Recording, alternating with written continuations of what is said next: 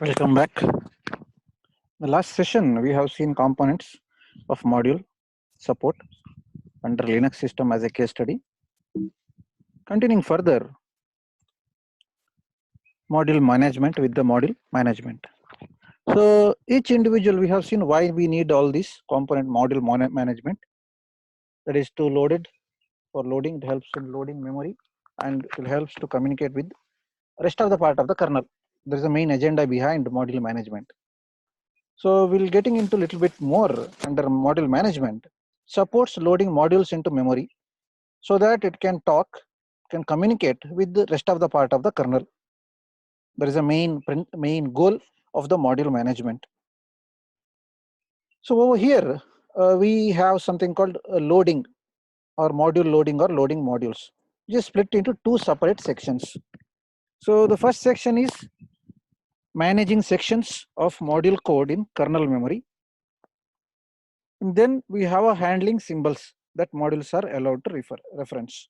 These are two parts, two separate part under module loading. So first part says can manage with the sections of module code in a kernel memory. Saying that, for example, if you wanted to install some of the softwares, some of the applications on your machine, a Linux machine, at that time, whenever you are trying to install, the system call from your application should be registered in a kernel. So during this particular process, registering API as a system call, the particular part of the section, the part of section is supposed to install it. There should be a link between your application and a kernel. So this thing, the managing sections of module code in kernel memory can be handled by this module loading, so that you'll get a front page or welcome page. And the other part can handle symbols.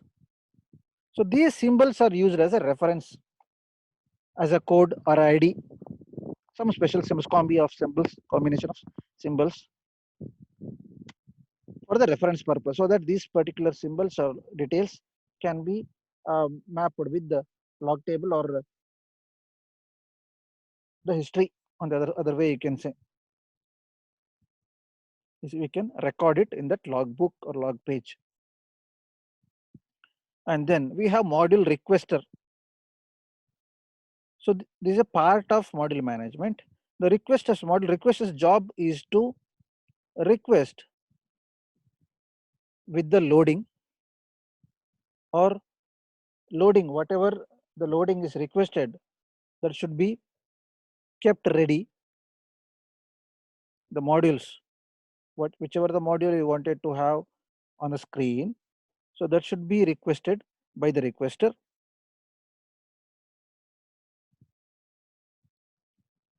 So how to do this request? Previously or initially, all the other modules should be unloaded. Only unloaded modules are requested, not the modules which are under loading state. So it also regularly queries the kernel to see whether dynamical loaded module is still in use. If there is a use, then it's supposed to unload it, so that that particular module which is not needed actively, then it can be kept in rest. So only thing with the module requester is it should check periodically or continuously with the kernel by asking questions. If anybody is awake, if anybody is awake, if anybody is running in the backend, continuous monitoring. If that particular application or particular module is running or loaded already, then if it is no use, there is no meaning keeping in that active. So those modules will be unloaded via the module requester. So initially the entire module loading is divided into two sections or two parts. One is should manage with the sections of module code so that it can link up with the kernel memory. Second part is it will handle the symbols for the reference. Symbols is given for individual modules. And then driver registration. So this driver registration should happen with the kernel whenever a new driver is available. A driver are nothing but is again a part of code or part of program or small code, small program snippets, which will enable individual hardwares in the machine, whether it is IO or any other hardwares in the machine. So what it will do, it will first, whenever you insert a device into your machine, automatically search for the proper device driver in your machine. If it is not available, then it will load. So its device registration should happen in this case. The kernel should maintain dynamic table for all the known drivers, for all the drivers that you may use frequently: keyboard, mouse, extra monitor, additional mic, additional speaker, additional joystick, additional devices. For all this, it should maintain a dynamic table so that it can update accordingly whenever there is an availability of device driver. Along with the dynamic table, it should provide a set of routine to allow drivers to be added or to be removed from these tables frequently, frequent updation with the dynamic table. So whenever the driver is availability, the table should be updated. When you remove a particular drive or when there is a no use at all with a particular device, automatically the dynamic table should be updated with the particular device driver should be removed out. That is how the dynamic table should be maintained via device driver registration. And when the registration happens, the registration table includes the following. One is device driver, the file systems, network protocols, and binary format. So these are the things should be managed in the registration table. Device driver for individual devices, file system, which file system we may follow for that particular device, NTFS, FAT32, Mac oriented, or any other DOS. These are different kind of file systems. Network protocols, TCP/IP, UDP, FTP, all those. Binary format, in which format you wanted to see the files, which level of binary format we use. So that we supposed to specify in that registration table.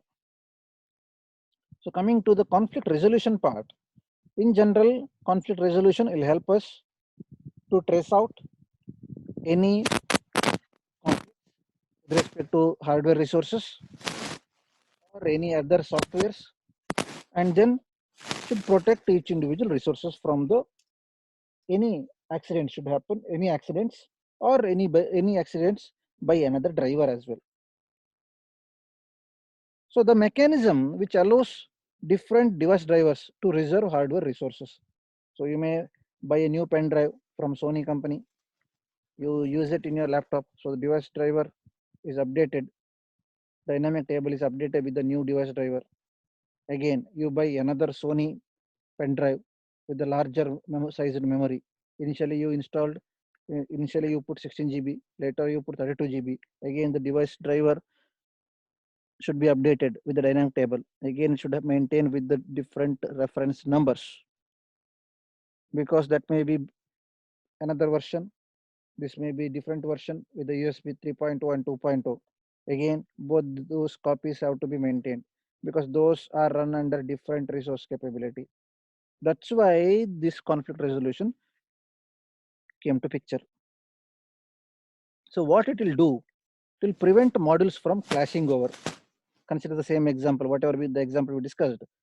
The same pen drive, sorry, similar pen drive with different USB 2.0, 3.0. There might be a conflict resolution. So it prevents modules from clashing over access to hardware resources. And then prevent auto probe from interfering with the existing device driver. So auto probes are something like peeping on into the existing device driver. It interferes in the execution.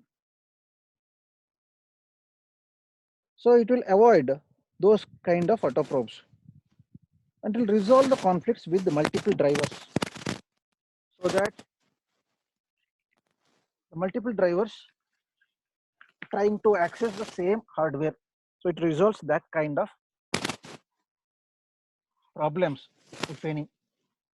If more than one same hardware with different drivers. So these are managed with the conflict resolution by the Linux operating system as a management tool. Then we have process management. So in general, process is nothing but a program in execution in the backend or program in the execution. So in general, again, we can say Unix process management, it will separate creation of processes, which runs a new program. So in general, processes are created using fork system call, F-O-R-K, fork system call, which creates a new process. And then a new program is run after a call to execute, EXECVE, execve.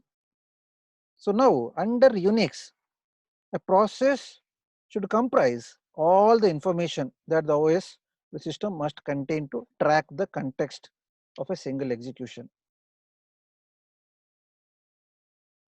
So whenever a process is under execution or when a new process is created using fork, so then that particular fork or process is executed via execute command.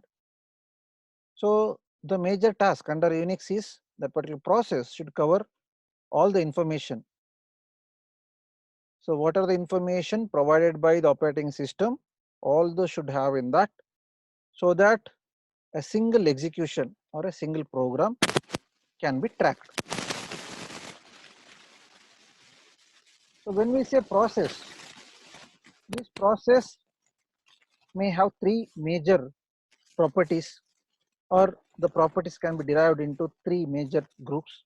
One is process identity, environment, and process context. Process identity, process environment, and process context. When we say process identity is nothing but a PID, process ID. So when we say ID, it should be unique, the unique identifier for the process. So why we need this? To identify, to recognize each individual processes, so that we can call using that process ID, or we can identify, or we can recognize the particular process with their process identifier as it is having unique value. In general, it specifies processes to the operating system when an application makes a system call to signal, to modify, or wait for another process. So using that process ID, using this particular PID, the operating system identifies or calls individual application for what? For signaling, for modifying, or to wait, or for sleep. Then second group is credentials. So credentials are nothing but whenever each process is created, those processes must be associated with a particular user ID based on a user credential. So that particular credential should be mapped based on the process right and user's rights. So credentials may involve all those user ID which is associated with the which and all processes. So there should be a group which and all user can be used for a particular processes, or whoever having right to access the system resources, that is process rights, permission. That is in general we may call it as, or under broad criteria we may call it as credentials. Then we have personality. It is not traditionally found with respect to Unix machines, but under Linux, each process has associated personality identifier. So each process which is allocated with an API, associated personality identifier, which is almost similar to the system call, but it may modify the system call. Why we supposed to modify? Because if there is a similar kind of system calls or compatible system calls, in some of the specific versions, flavors of Unix. In such cases, it may try to improvise this particular facility. So these are the process identity. When we say process identity, process ID, a unique identifier, process credential, group ID with the process right and access permissions with the user. Personality, it is not very much familiar with the Unix machines, but under Linux environment, it is associated with the personality identifier. Coming to the process environment part. In this case, process environment, in general, it is inherited by the parent or the previous process, which has two null terminated vectors. So first vector is nothing but argument vector, which lists out all those command line argument. So whichever the command line argument we use, what and all parameters we supposed to pass into that. So that argument should kept under argument vector list. So that list will have name value pair, name equal to value pairs.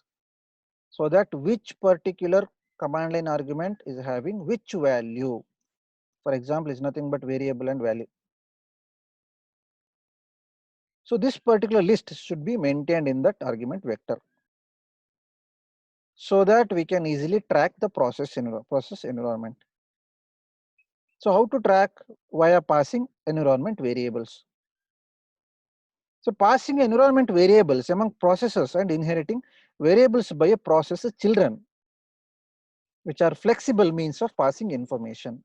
So only thing is to utilize with the previous processes values as the inheritance property. The property rights are inherited from parents to children. Similarly, over here can apply same kind of scenario, so that processes environment is inherited from its parent. So this inheritance is mapped with argument vector list. So when we say argument vector list, it should have this name value pair. Coming to name value pair, it should have a variable mechanism, environment variable mechanism. So this variable mechanism provides customization of the OS that can be set on a per process basis. So for example, we'll see in detail, we have an example of Java in this particular session as well, a topic as well. So that for those kind of applications, you're supposed to set environment variables so that you can have class files, object files in a separate directory, and you're supposed to give a path to that so that your program may execute successfully. So to handle this process environment, we must need this environment vector list or argument vector list. You should have name value pair. We should have a proper environment variable passing technology, so that this technology is nothing but we are inheriting property from parents to children. And then we have process context. This context is nothing but the state, process state. In general, we can say process state. For example, process may have 5 different states starting from its origin, say born via using fork system call. After that, idle or wait state, then execute, run, wait, stop. These are different states. So constant change in this particular state. So you're supposed to monitor that process context. So at what time the process is in which state. There is nothing that is handled by scheduling context, which is a part of the process context, which has information that the scheduler needs to suspend and restart the process. So all those information related with the process is available in scheduling context. At what time should start, at what time should suspend, at what time should sleep, at what time should stop. To go with this particular exercise, scheduling context, we need accounting information, so that the resource utilization is clearly monitored. When we say kernel maintains accounting information about the resources, that is which and all processes utilized which resources, each process and total resources consumed by the process. That is to be maintained as an accounting information, so that we can at the end of the day we can get this information as in the form of table. Then we have a file table. The file table is an array of pointers to kernel file structures. So why we need file table? Whenever we make IO system call, in general processes should refer to this particular file table so that it can update with the index. So whenever an array of pointers to kernel file structures, so all those pointer to file name with the address should be maintained in the file table. On the other side, file table lists existing open files. Why we need this existing open files? Because which process considers which file at that particular moment, that is file system context, for the request from the process. Sometimes a particular process may need to open a file in read mode, after that utilize some of the properties of that particular file, then come back and open another file and so on. So that's the reason we need a file table. So in that file table, we're supposed to maintain the list of existing open files and other perspective. Along with that, so which initial process or which root process, which current root and default directories can be used for new file searches. Then we need a single signal handler table. This signal handler table which defines address space, processes address space, whenever a specific signals are arrive for a call. So which process maintains which signals, which process handles which process. Using this signal handler table, it is clearly defined. Then we have virtual memory context, so which describes the full contents of its private address space. So virtual memory context maintains full description with the content of in each individual address space. Any doubt or any clarification you may ask?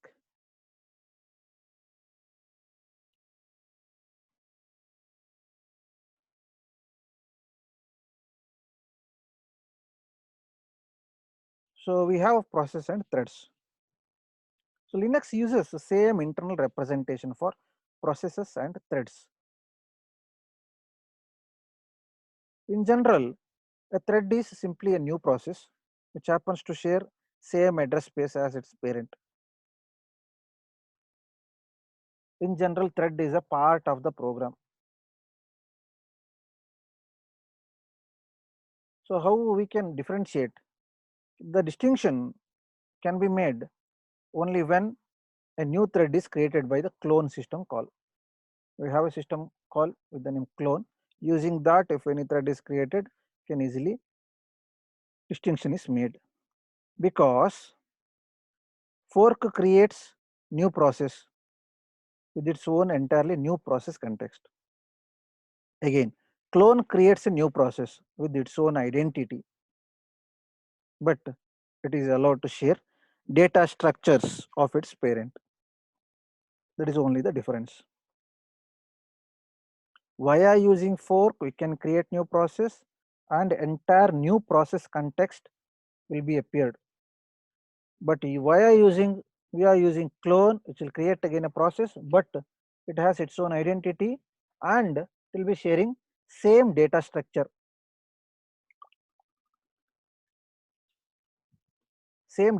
as its parent. So using clone, it will give the application with the fine grained control over exactly what is shared between two threads. The continuity in handling, continuity in control is handled via clone system call. Then we have scheduling in Unix environment. So whatever the job is allocated by the CPU which should be scheduled properly. So this scheduling is controlled via operating system. So what is this scheduling will do? It will allocate CPU time for a particular task, for a particular application. So different tasks may need the CPU time for its execution or for its utilization. So the allocating CPU time for each individual tasks are handled via this job scheduling.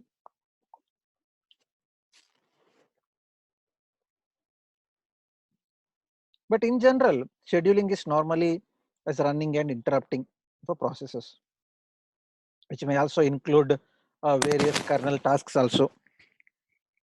When we say kernel tasks, it is nothing but requesting a new process or requesting for a running process to look after the job, requesting for a particular task to execute internally on behalf of a device driver.